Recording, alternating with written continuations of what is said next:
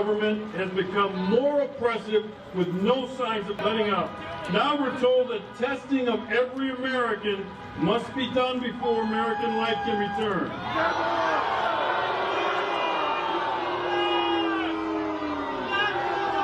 I'm here to tell you that I do not want the government to run any testing operation of the American people.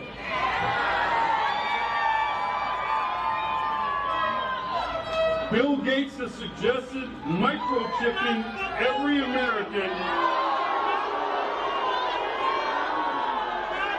I would like to stop what I call the shamdemic. There is no evidence. They're not following the evidence. They're following models that are failed.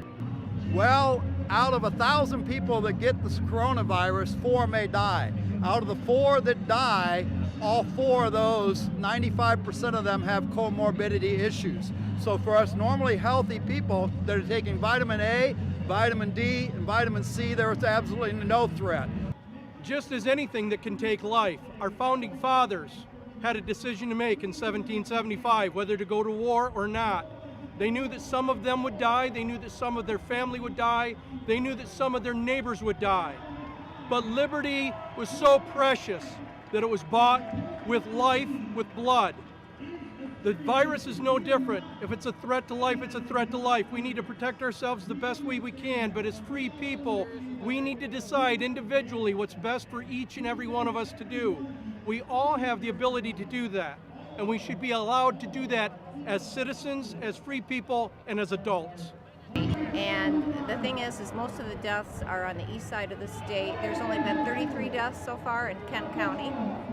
And, you know, every death is horrible. But the stats don't justify what mandates she has put in place that have hurt the economy irreparably. A lot of businesses are going to go under because of this. And there are people who are suffering. I am concerned for my wife's health. She's pregnant right now. We've taken precautions on our own to protect. I think the mask thing is pretty stupid because they've said from the beginning that not to wear them. Now they're saying to wear them. So we practice common sense, washing our hands. We've done that anyways because people who can't get elective surgeries that maybe to her they're elective, but to them it's life-sustaining. Maybe stage 2 cancer will turn into stage 4 cancer because they didn't get diagnosed early enough because of this. We also have faith in our God that He'll protect us from whether it's the government or any disease or illness like that. So as far as the seriousness of it, I think that goes to every American to be able to decide what they think.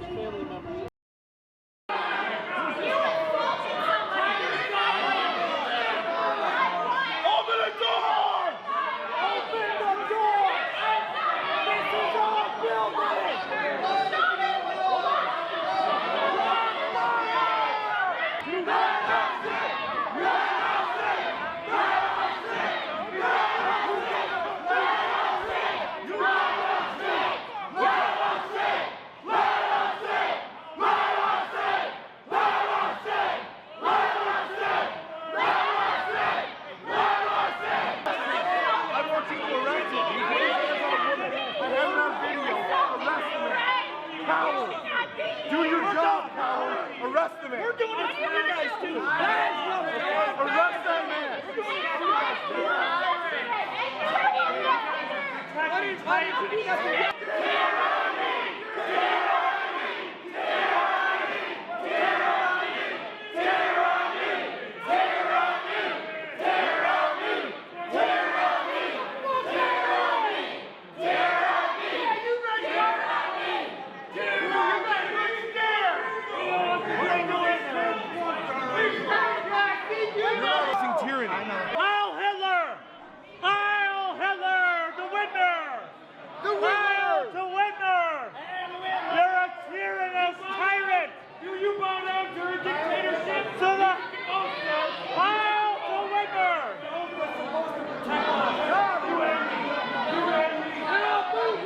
You policemen are all cowards! You betrayed us! The police have betrayed the people! You work for socialist radicals!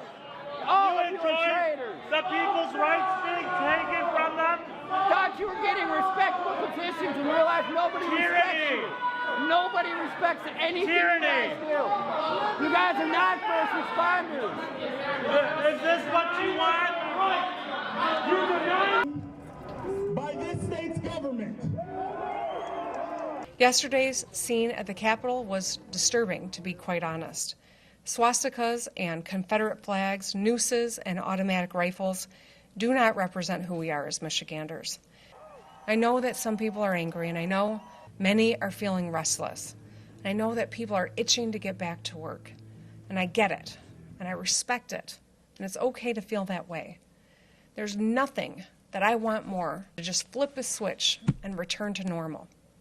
But that's not how it's going to work, unfortunately. We are not out of this crisis, and it is important that we do the next right thing. And it's going to be driven by the data, and it's going to be driven by medical experts, not political polls, not political posturing, and not political maneuvers like you saw yesterday at the Capitol.